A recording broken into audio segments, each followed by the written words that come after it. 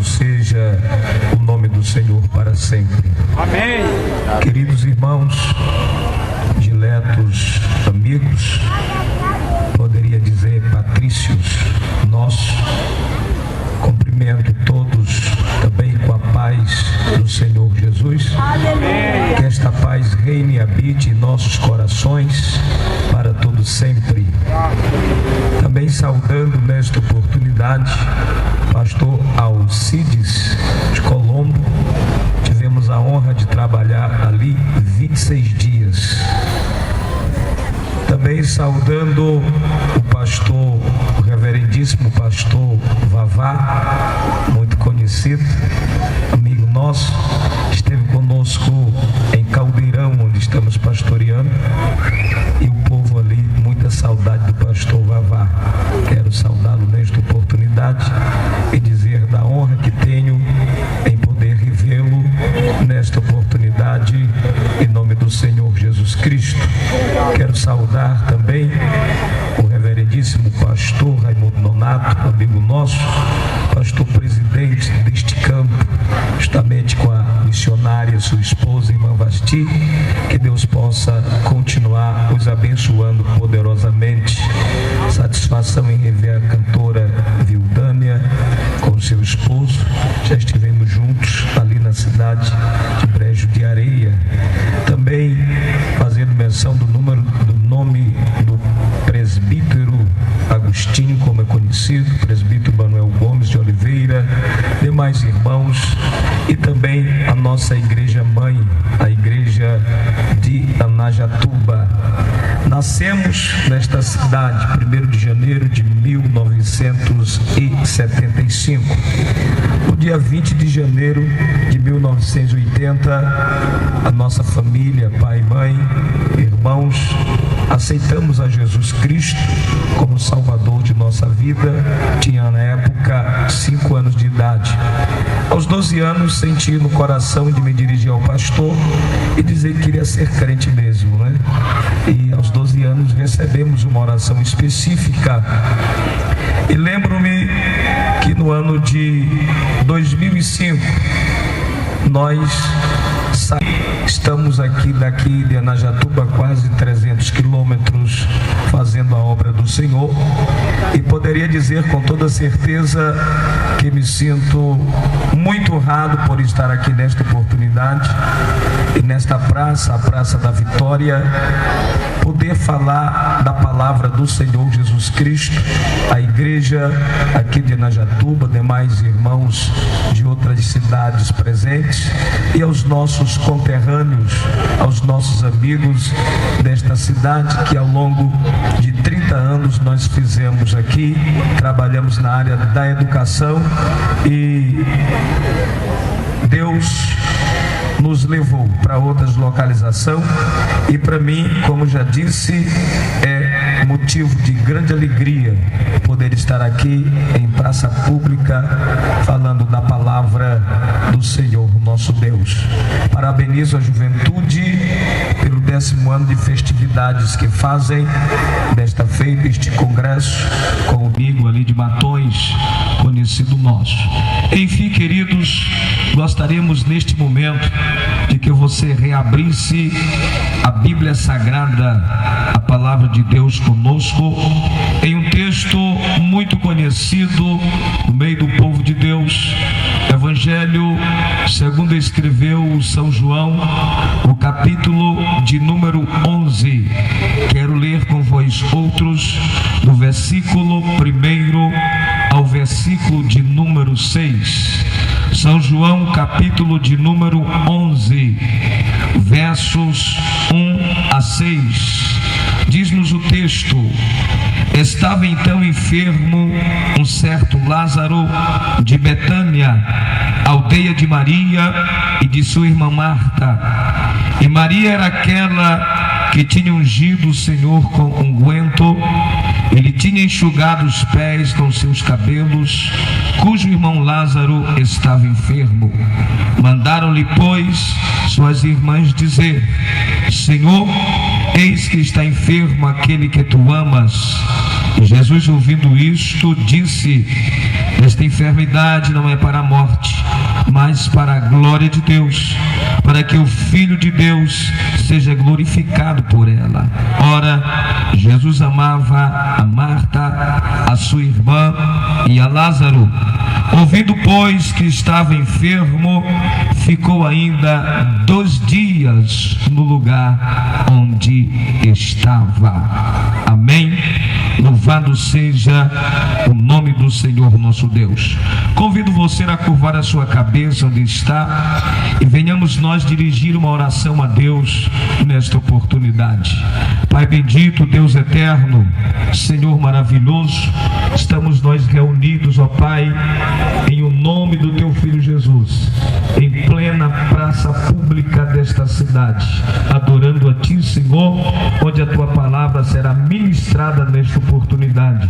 Te rogamos agora em nome de Jesus, confirma a Tua palavra de forma poderosa, Senhor, e que o Teu Espírito, mais uma vez nesta noite, venha trabalhar através da mesma, em nome de Jesus. Glória a Deus. Gostaria de que você nos desse a sua preciosa atenção por alguns minutos nesta oportunidade, onde o Espírito de Deus, que Ele é o poder de Deus para a salvação de todo aquele que crê. Aleluia. E dizia ele: não me envergonho do Evangelho. Glória a Deus. E estamos nesta noite reunidos em torno da pessoa bendita de Jesus Cristo de Nazaré. Temos a certeza e sentimos isso, de que Ele está conosco. Jesus Cristo falou em sua palavra, dizendo: onde estiverem 2 ou 3 reunidos em meu nome, lá eu estou no meio deles. Portanto, temos absoluta certeza de que Jesus Cristo está conosco. E onde Jesus Cristo está, a presença de Deus também é manifestada de forma poderosa e gloriosa. Aleluia. Queridos irmãos, o texto sagrado que nós lemos, de fato foi escrito pelo irmão João. João este, que na verdade era filho de um cidadão chamado Zebedeu, aquele homem que na verdade era um proprietário de barcos, trabalhava na área de pesca. João foi chamado por Jesus Cristo para tornar-se na verdade um discípulo do Senhor Jesus. Deixando a sua tarefa de pesca, então passa a seguir a Jesus Cristo. Lembro-me que certa vez Jesus pôde até chamar João de Boanerges, que significa filho do pessoal com o Senhor, e segue a Jesus Cristo de Nazaré, não permanece o mesmo, porque quando Jesus entra na vida do homem, ele faz dele uma nova criatura. Por isso é que Paulo escreve em sua carta aos Coríntios, dizendo: aquele que está em Cristo, nova criatura é, as coisas velhas já passaram, e eis que tudo se fez novo. Louvado seja o nome do Senhor. Aleluia. João acompanha a Jesus Cristo. Entretanto, chega o tempo de Jesus Cristo morrer na cruz do Calvário, como de fato a Bíblia registra em suas páginas. Jesus Cristo morre, mas ele havia capacitado aqueles 12 homens para continuarem o ministério que ele, na verdade, inaugurou aqui na terra. Os anos se passam. João, na verdade, chega a uma idade mais avançada, uma idade de um ancião, de um senhor, e segundo a história, quando na verdade assume o imperador chamado Domiciano, o imperador romano, naquela época, João, na verdade, já com uma idade avançada, ali desenvolvia-se cada vez mais, através do Império Romano, o culto ao imperador. João, como ministro do Evangelho, como cristão genuíno e verdadeiro, pregava aos irmãos daquela época, e ainda ainda hoje anunciamos isto, que nós devemos adorar unicamente a Jesus de Nazaré, que é o Senhor de toda a terra. Lembro-me também que na época de João estavam sendo colhidas ofertas para, na verdade, construírem ou reformarem templos pagãos ali do Império Romano, e João bate de frente com essa realidade. Diz-nos a história que, por João defender o verdadeiro cristianismo, por pregar a palavra do Senhor e ensinar a verdade, João acaba sendo condenado à ilha de Pátimo, a ser preso ali. Mas diz a história de Eufóquis, em seu livro intitulado como o Livro dos Mártires, segundo a tradição, ele diz que antes que João fosse levado à ilha de Pátmos, eles tentaram fritar o irmão João vivo. Eles colocaram um recipiente, muito óleo quente, e jogaram o irmão dentro do óleo. Mas diz a história que o irmão João atravessou de um lado para o outro e chegou ileso do outro lado. Deus estava com João. Maneva las tocou Veneias. Aleluia. Lançam João na ilha de Pátimo, talvez para ser comido por feras, e João permanece ali. Louvado seja o nome do Senhor. Segundo os historiadores, dizem que ali provavelmente havia uma mina, e o passam, queridos irmãos e prezados amigos, e João acaba escapando da ilha de Pátimo, e quando ele sai de lá, ele vai para a cidade de Éfeso. Éfeso, uma das cidades da Ásia Menor. Ásia Menor, hoje conhecida como a atual Turquia. Ele vai para lá, e naquela região João era um dos pastores mais velhos, o ancião mais velho naquela época. Diz-nos a história que naquele período as igrejas da Ásia Menor, elas estavam sendo vítimas de uma heresia gnosticista. Os gnosticistas diziam na época que eles verdadeiramente é quem eram os verdadeiros detentores do conhecimento a respeito de Deus, e eles ensinavam algumas heresias. Dentre elas, eles diziam que esta matéria era irremediavelmente má, e portanto Jesus Cristo não teria como vir encarnado nessa matéria. Eles estavam pondo em dúvida a deidade, a divindade de Jesus Cristo. Eles ainda procuravam ensinar que na verdade o homem poderia usar o seu corpo no pecado, porque isso não contaminaria o seu espírito. E aquela heresia gnóstica começou na verdade a avançar no meio da igreja. Foi então que, segundo a história, os pastores daquela região, eles se reúnem e vão conversar com o irmão João e pedir socorro para ele. Ele diz: irmão João, escreva alguma coisa para ajudar a igreja do Senhor, que está sendo vítima, na verdade, dessa heresia gnóstica. Nos diz a história que o irmão João então resolve agora fazer uma campanha de oração e de jejum. Ele entra aos pés do Senhor e começa a orar e começa a jejuar, para que Deus pudesse revelar a ele algo que pudesse escrever, para na verdade ajudar a igreja do Senhor e rebater aquela heresia maléfica e diabólica. É então fruto de oração e de jejum que Deus inspira João, e ele escreve esse bonito e glorioso evangelho, esse evangelho espiritual para a glória do Senhor. E ele escreve no capítulo número 21, quando ele diz de fato que o seu objetivo era dizer aos irmãos que eles deveriam crer que Jesus Cristo era o Messias, era o Filho de Deus, e para que eles tivessem vida na pessoa bendita de Jesus Cristo de Nazaré. Os anos se passaram e o evangelho de João continuou com a mensagem atualizada para a igreja do Senhor Jesus Cristo. Enquanto os livros de história por aí, os livros seculares por aí, de 3 em 3 anos tem que ser revisto, a Bíblia Sagrada permanece a mesma para a glória bendita de Jesus de Nazaré. O primeiro livro imprimido em 1415 por João Gutenberg, o livro mais lido em todo o mundo, o livro mais vendido, o livro mais traduzido, a palavra do Senhor, a verdade que Ele liberta.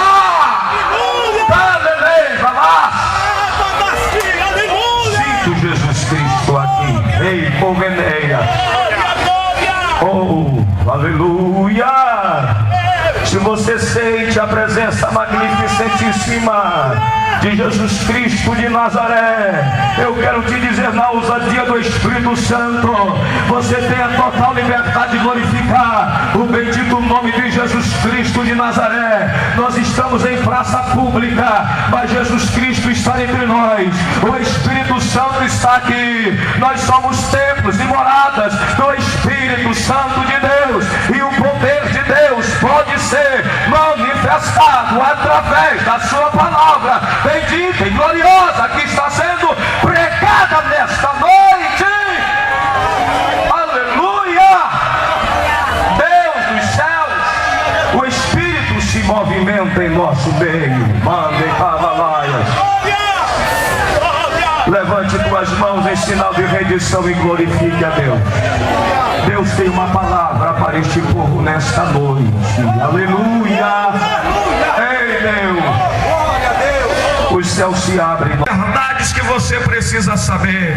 E com esta mensagem eu quero alcançar os nossos amigos, mas quero alcançar toda a igreja aqui presente. E quem sabe esta palavra, aleluia, possa fazer toda a diferença na vida de vós outros que estáis aqui, ouvindo a palavra do Senhor. Eu tenho a palavra de Deus como ministro do Evangelho ao seu coração, amigo, e ao seu coração, irmão. Aleluia. Mas para que você compreenda o capítulo número 11, a história que João narra, é preciso que você também tenha um pouco de compreensão do capítulo 10 do Evangelho de João. Diz o Evangelho, ou segundo João capítulo 10, que Jesus Cristo estava no templo em Jerusalém, quando chegam os judeus e fazem uma pergunta para Jesus. Eles procuram se Jesus de fato era o Filho de Deus. Eles até diziam: por que tu não dizes claramente se és ou se não é? Jesus Cristo afirma que era o Filho de Deus.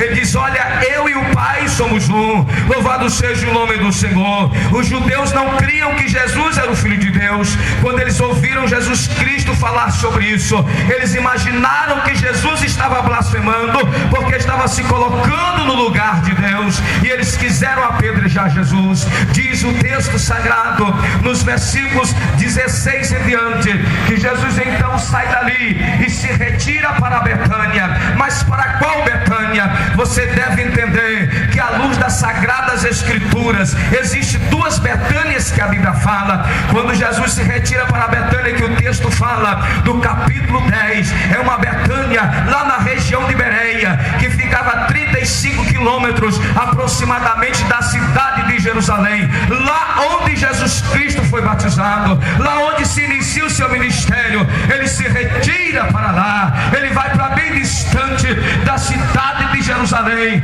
Ali é aproximadamente um dia de viagem, mas lá onde estava a família de Lázaro era uma outra Betânia. Essa outra Betânia ficava a caminho de Jericó, ficava aproximadamente apenas a Bíblia diz a história que Jesus ainda permanece mais 2 dias ali, completa o 3º dia. Então é que ele vem para a cidade ou para a aldeia de Betânia, para aquele vilarejo. Ele chega e Lázaro já está sepultado. Mas resumindo a história, mesmo depois de 4 dias de sepultado, Jesus Cristo se dirige àquele túmulo e dá um brado: louvado seja o nome do Senhor. E ele grita: Lázaro, vem para fora. E Lázaro saiu daquele túmulo que era de descida, daquele túmulo que se descia degraus para chegar lá. Mas Lázaro se põe de pé, e o poder de Deus foi tão grande que ele salta de lá para fora, vivo, para a glória bendita de Jesus Cristo de Nazaré.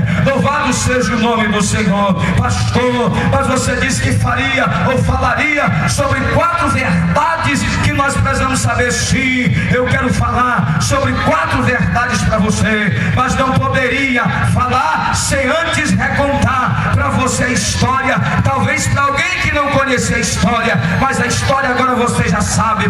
Fala de Lázaro que adoece, Lázaro que morre, Lázaro que é sepultado, mas Jesus Cristo vai lá e ressuscita. Ali estava uma família unida, ali vivia uma família a quem Jesus Cristo amava. Mas algo acontece que abate aquela família. família. O que é que acontece? Sabe o que é que acontece? A enfermidade bateu na porta daquela família, e aquele moço, ele acaba falecendo, ele acaba morrendo. Sabe o que acontece? Eu quero dizer uma coisa para você: a morte só entrou no mundo porque o homem pecou, e o homem pecou porque foi tentado pelo diabo. O diabo fez o homem pecar, e depois que o homem peca, sabe o que acontece? Tudo que não presta chegou na raça humana, inclusive a morte física. Quando você abre a Bíblia na epístola segundo escreveu Paulo em Romanos 5:12, ele vai dizer que por um homem entrou o pecado no mundo, e por esse pecado entrou a morte. Eu estou tentando dizer para você que a morte entrou no mundo por uma ação diabólica. Satanás foi responsável pela vinda da morte ao mundo, porque o homem abriu espaço e o homem pecou. Lá na primeira família, Satanás encontrou uma brecha, ele entrou, semeou o pecado e trouxe a morte na vida daquela família. Tanto é que depois que Adão e Eva pecam, dentro de pouco tempo acontece o primeiro homicídio. Um irmão mata o outro irmão, e assim a história se prossegue, e nós estamos vivendo hoje em um mundo de uma mortandade terrível. Eu quero dizer para você que as famílias, ela não abre mão da verdade, e Deus está operando através da igreja, restituindo, reconstruindo, levantando famílias. A igreja tem levantado a bandeira e tem dito que a família é uma bênção de Deus de ponta a ponta do Brasil. A igreja está proclamando a verdade para salvar as famílias das garras de Satanás.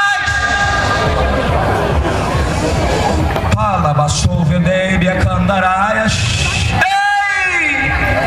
A tua família é alvo do inimigo. Satanás quer destruir a tua família. Aleluia, aleluia, aleluia. A família é alvo de Satanás. A família tem sido alvo do diabo. Mas eu tenho uma notícia boa para você. Eu não poderia ficar sozinho.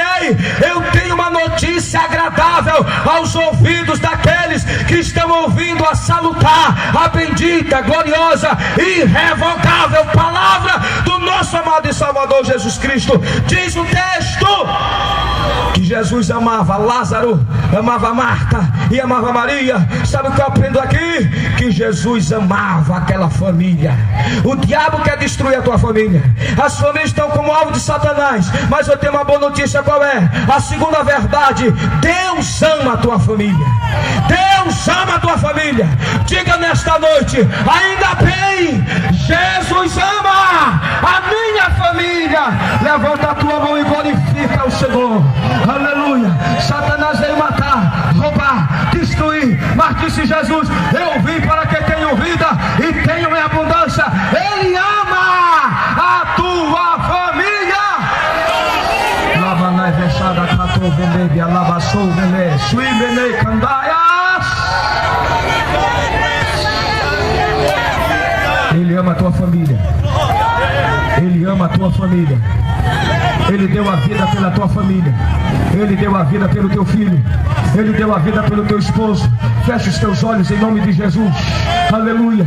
Quero falar nesta noite profeticamente para alguém que está aqui me ouvindo. Ei, Deus vai mudar o bagaço que existe lá. Deus vai transtornar os planos do diabo. Ei, cantu veneme alaias. Eu vejo uma porta aberta em lares aqui, onde Deus vai entrar e vai operar. Aleluia. Estou falando profeticamente para você que está com a família na pior de todas as situações. Existe esperança para você. Jesus ama a tua família. Glorifica a Deus, igreja. Aleluia. Jesus quer fazer algo pela tua família.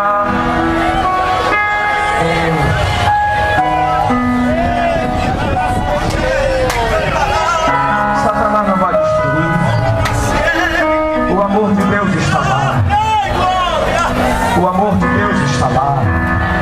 O amor de Deus está lá. O amor de Deus está lá. Converse com Jesus agora. Apresente sua família nas mãos do Senhor. Ei, recouve-neve, as popularai, xalamaço em pequenas. Deus ama a tua família. Deus ama a tua família. Aleluia. Ele vai trabalhar na tua família. Aleluia. Ei, amor de Deus,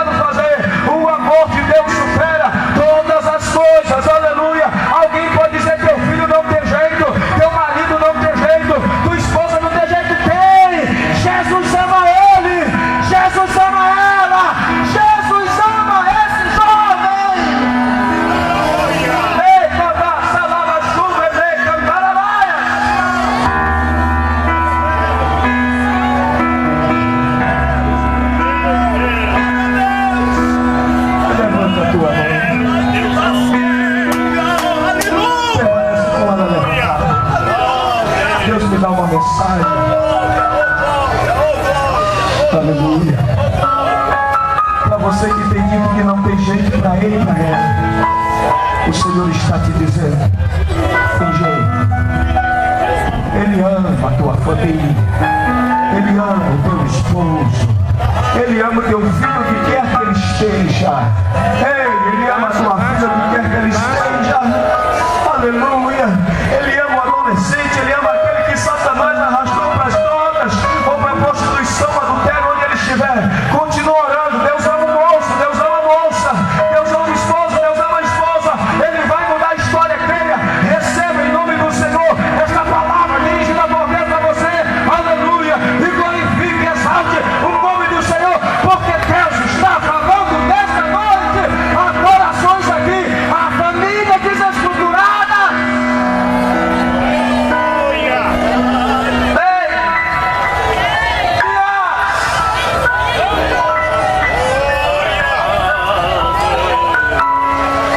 Moço, Deus ama você. Moça, Deus ama você. Marido, Deus ama você. Esposa, Deus ama você. Família, Deus ama você. Oh, alabai, ricantou, bebê. Jesus passeia em nosso meio. O Espírito Santo está aqui. Eu vejo, eu contemplo a sua glória. Eu sinto a sua glória. Jesus vai restaurar nesta noite, você vai ver. Jesus vai restaurar nesta noite, você vai ver. Jesus vai restaurar nesta noite, você vai ver. Aleluia. Você vai chegar diferente no seu lar, para a glória bendita de Jesus de Nazaré.